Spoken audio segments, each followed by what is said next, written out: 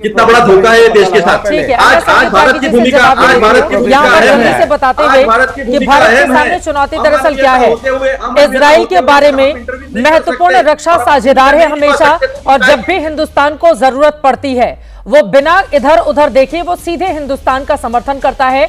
पाकिस्तान को लेकर हमेशा उसका रुख भारत के साथ रहा है। ऑपरेशन सिंदूर के दौरान खुलकर इजराइल ने हमारा समर्थन किया था। आतंकवाद के खिलाफ वो भारत का दोस्त है। ईरान के बीच की अगर हम बात करें, दोनों देशों के बीच ऐतिहासिक संबंध है, जो खुद सोनिया गांधी बोल रही हैं। ओआईसी के मंच पर कई मौकों पर भारत का उसने समर्थन किया है। चाबहार पोर्ट कूटनीतिक रूप से महत्वपूर्ण है जो वहां पर है, इसको लेकर यानी कि दोनों देशों। लेकिन संगीत रागी जी, आपके ऊपर जो दोनों ही प्रवक्ताओं ने विपक्ष के आरोप लगाए हैं उस पर आप जवाब दे दीजिए। देखिए, imagining India as a global power foreign policy पर मेरी पुस्तक है। उसकी कीमत 9,000 है। राजनीतिक तौर पर लंपट लोग उसे पढ़ नहीं सकते हैं, इसलिए अनुराग भदौरिया पढ़ नहीं सकते। प्लीज लंपट वंपट है कि नहीं, और इतनी महंगी का पुस्तक क्यों लिखी है संगीत रागी जी, जो हम खरीद नहीं सकते। 2,000 दाम है, एक भी नहीं है। दूसरी बात नहीं बिकी है, किताब बिकी है तो बताओ कहाँ बिकी है। हमने तो देखी नहीं कहीं से। शांति से सुन रहे थे अनुराग जी, प्लीज। अपने घर में बेच रहे हो क्या? कहीं हमें मिल जाती किताब, हम भी खरीद लेते। ठीक है, वो भेज देंगे आपको। प्लीज अनुराग जी, नहीं वो हमसे बता रहे 9,000 की किताब है, तो हमने पूछा कि कहाँ 9,000 की, कहाँ 900 में कोई खरीद नहीं रहा, 9,000 की किताब बता रहे। अब सुन लेते हैं जवाब।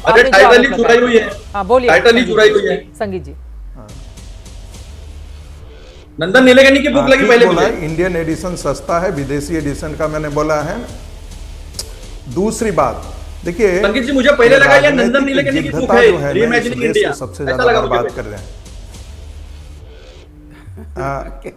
नहीं, मैं आपको भेज दूंगा अतुल जी, आप पढ़े लिखे व्यक्ति हैं। नंदन नीलेकनी की बुक है ना, रीइमेजिनिंग इंडिया। मुझे लगा नहीं भेज दो, एक देखिए किसने क्या किताब लिखा है, किसने नहीं लिखा है, उस पर नहीं जाते हुए मेन मुद्दे पर आते हैं जिस पर आपको घिरा गया है। संगीत जी प्लीज। आज तो अनुराग भदौरिया ने पूरा मौका ही दे दिया है कि संगीत रागी की पुस्तकों का अफसर से धड़ाधड़ लोग खरीदना शुरू कर देंगे। संगीत जी, ऐसे दुश्मन टीवी पर दिखे जो दोस्ती भी निभाते जाएंगे, सही है आपके लिए।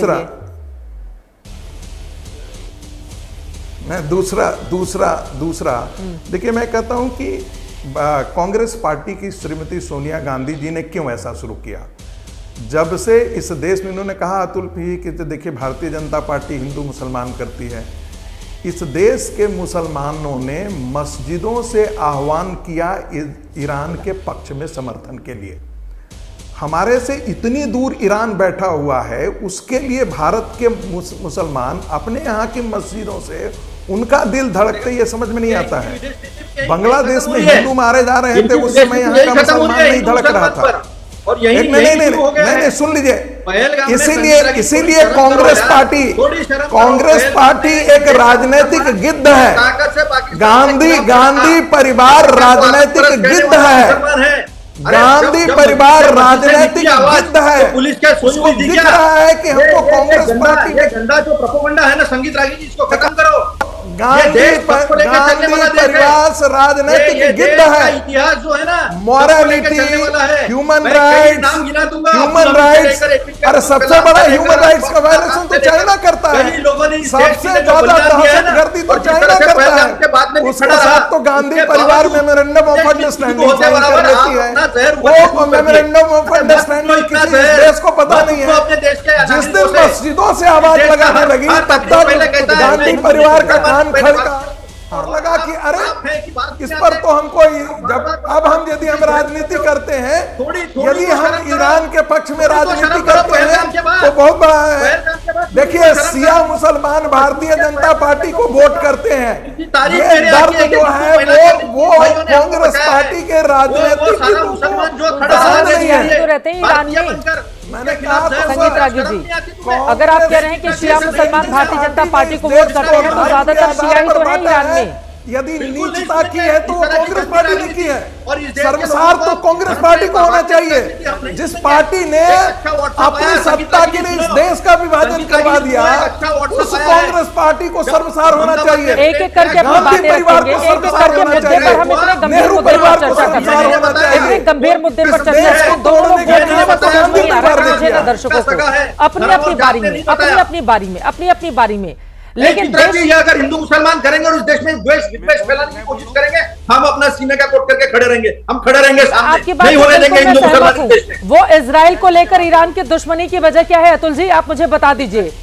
वहां पर किन दो इजराइल को समुदायों के लेकर बीच ईरान दुश्मनी की ओर ये से है, खामनेई साहब, देखिए खामनेई साहब उनकी हम लोग भी बहुत इज्जत करते हैं, लेकिन वो इजराइल को लेकर क्या बयान देते हैं आपको ये भी बताना चाहिए देश को। चित्रा जी, आप एक बात समझ लीजिए, आप एक बात समझ लीजिए, अगर आपने मंजूर कर लोगे कि इजराइल का प्रधानमंत्री ये कहता है कि ईरान, चित्रा जी, यही ईरान चाहता है कि इजराइल को एग्जिस्ट करने का अधिकार नहीं है, ईरान के आधार पर कहता है ये दहशतगर्द ईरान कहता है, ये दहशतगर्द ईरान कहता है कि इजराइल को एग्जिस्ट करने का अधिकार नहीं है। तख्ता पलट करने का अधिकार दूसरे राष्ट्र को है। इस तरह की राजनीति अगर आप मानते हो तो आप विदेश नीति में अरे फेल हो। तख्ता पलट कौन करवाने जा रहे हैं, कहां पर? हम तो अपने ही घर अपनी ही चीजों को लेकर इतने उलझे हुए हैं, कौन देखने जा रहे? बैलेंस ऑफ पावर की नीति क्या सही नहीं होती है? हम इनको भी साधे, हम उनको भी साधे। जब भी हम एक तरफा किसी के साथ खड़े हो जाएंगे वो सबसे ज्यादा नुकसान हमें करेगा, सबसे ज्यादा नुकसान हमें करेगा। अगर आप ईरान के साथ खड़े होंगे तो इजराइल के साथ आप अपनी दुश्मनी मोल ले रहे हैं, सीधी सी बात है ये सीधी सी बात है। ना हम इजराइल के साथ खड़े हो, ना हम ईरान के साथ खड़े हो।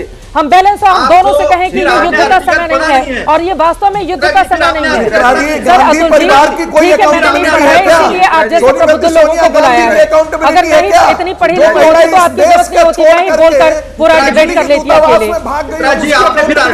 बिल्कुल मैंने नहीं पढ़ा, इसीलिए तो आपको बुलाया है ना कि आप सही बातें बताइए। लेकिन ईरान को लेकर ईरान के हुक्मरानों की ओर से इजराइल के खिलाफ जो बयान आते हैं, आप समझ रहे हैं उसका मतलब क्या है? वो पूरे के पूरे देश के एग्जिस्टेंस को बर्दाश्त नहीं करते हैं। ये बात भी सच है क्या? हम इस मुद्दे पर ईरान के साथ खड़े हो सकते हैं, और वो भी धर्म के आधार पर, बात को सुनिए, और वो भी धर्म के आधार पर, और बात सुनो, धर्म के आधार पर कि हमें इसको एग्जिस्ट करने का अधिकार नहीं है।